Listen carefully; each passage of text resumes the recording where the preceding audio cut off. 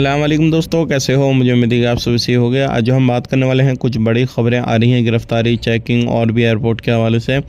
पूरी जानकारी मिलेगी इंडियन एम्बेसी के हवाले से, पूरी इन्फॉर्मेशन मिलेगी। शुरू से लेकर आखिर तक वीडियो देख लें। सबसे पहले हम बात कर लेते हैं इंडियन एम्बेसी के हवाले से। बहुत बड़ी खबर आ रही है।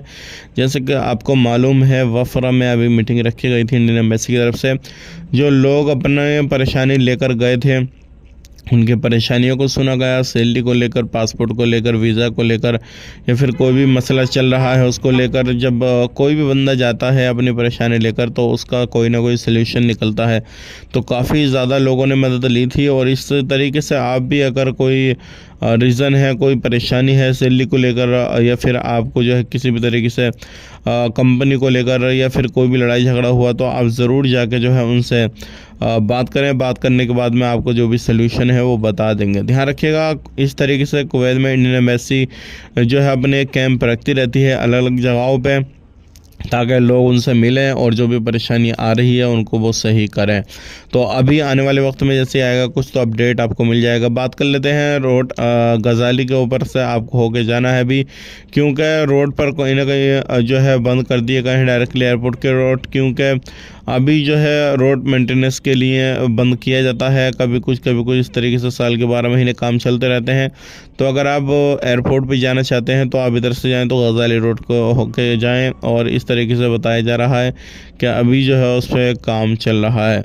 बात कर लेते हैं पे अगली खबर की तरफ। जो अगली खबर आ रही है निकल के, अगर आप कुवैत से इंडिया एंट्री करना चाहते हैं तो एक इम्पोर्टेंट बहुत बड़ी खबर है। बहुत सारे लोग ऐसे पकड़े जा रहे हैं जो जाली तरीके से अपने साथ में कोई नकदी लेकर आ जाते हैं, सोना वगैरह लेकर आ जाते हैं। और भी बहुत सारे ऐसे आइटम हैं जो क्या गैर कानूनी तरीके से लाते हैं, जिनका अलाउ नहीं होता है। ध्यान रखिएगा, आप अगर कहीं पे भी आते हैं, आप कुवैत से निकल गए लेकिन इंडिया कस्टम डिपार्टमेंट से नहीं निकल पाएंगे। अगर कोई लीगल एक्टिविटी करके आ रहे हैं तो सावधान रहें, सतर्क रहें और इस तरीके की बिल्कुल भी लापरवाही ना करें, जिससे आपके ऊपर खतरा मंडराता रहे।